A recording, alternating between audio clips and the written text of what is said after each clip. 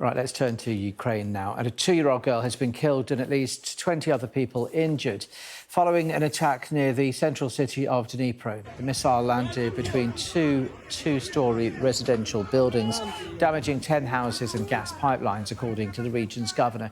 Ukrainian rescuers dug through rubble in the wake of the attack, searching for survivors. And following that, Russia launched a new wave of airstrikes on Ukraine. The Ukrainian Air Force said earlier today it had destroyed more than half of the air targets. Well, as you can see, our military analyst, Sean Bell, is with us. Good to see you again, Sean. Tell us what happened in Dnipro. Yeah, Dnipro is tragic. We've been covering this conflict for well over a year now, and the devastating cost of lives. But still, when a 2-year-old child loses their life needlessly, it's still incredibly sad. Russian artillery fire at Dnipro overnight. The 2-year-old child died, but also at least 22 casualties. But it looks like they could end up increasing. It's a lot of mess. The Ukrainians claim that they've shot down 2 missiles and 1 drone, but inevitably the artillery gets through. If we look more widely, there's also been Russia shelling at Himk, which is out just south of Kharkiv here. 1 person died there and 7 were badly injured. Down in Crimea, the Russians claimed that there were 9 drone attacks by Ukraine. They claim they shot down 5 of them, but 4 of them were actually jammed. And then if we look at the normal routinely, there's been a load of explosions in Kyiv overnight. Interesting that came out of Kyiv, though, was that there was a lady who lost her life apparently trying to get into a locked bomb shelter. That led to President Zelensky conducting a review and audit of all of the bomb shelters in the country, found over 1,000 of them that were either locked or unusable. And that's apparently led to some tensions with the Kyiv mayor, Klitschko, turn here. Now, harsh reality is what actually goes on with the dynamics of these people, we're not to know. But what's far more likely is that Klitschko is a world boxing champion. He's a fighter. He will be used to taking the fight to the enemy. He will not like being on the ropes and being beaten every night with the Russian missile attacks and not being able to fight back. He can't fight back, but he knows that the option of this spring offensive, President Zelensky has in his grasp, and he hasn't yet done it.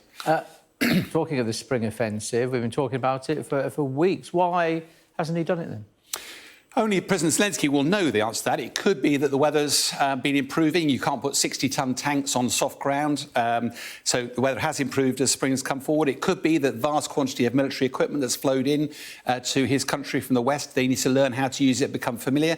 It could also be that they had to recruit tens of thousands more Ukrainians to join their armed forces. They will be very inexperienced. They'll be very enthusiastic, but the more experience they gain, the better. And every day that goes by, their experience improves. The trouble is, every day that goes by, the Russian capability improves as well. One of the challenges that Zelensky's got here is the West expects this spring offensive to be incredibly decisive and a great victory for Ukraine and sweep Russia out of the way. Now, it might well do that. But also, by contrast, Russia is a superpower. It's had chance to prepare its defences.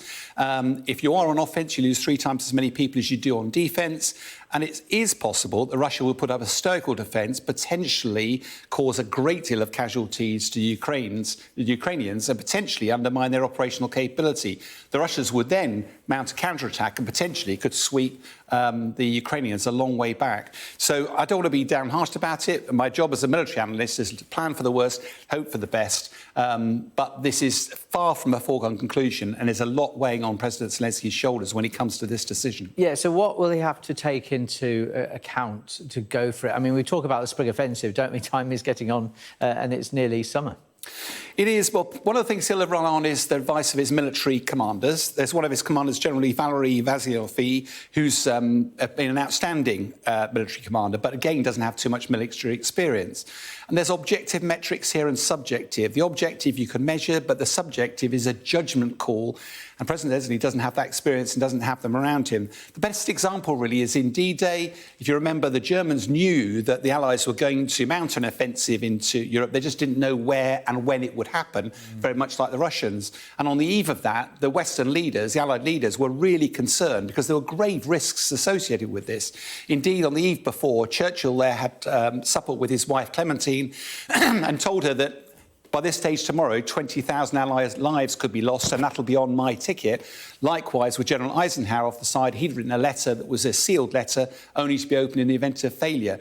They were so worried about it that between them, they had decades of experience upon which to draw an experience. President Zelensky, 3 years of political experience, and before that he was an actor and a comedian. Now, it's not to say he has been an outstanding leader throughout this conflict to date, but in terms of making this really, really difficult judgment, he will want everything to be 100% right. Whereas in military operations, unfortunately, 90% is normally good enough, and you've got to trust your people. So this forthcoming spring offensive isn't just a tactical spring offensive. It's potentially make or break for Ukraine. It's little wonder that President Zelensky is taking his time over making that very difficult decision. All right, Sean, yes, we'll see what happens. Thanks a lot.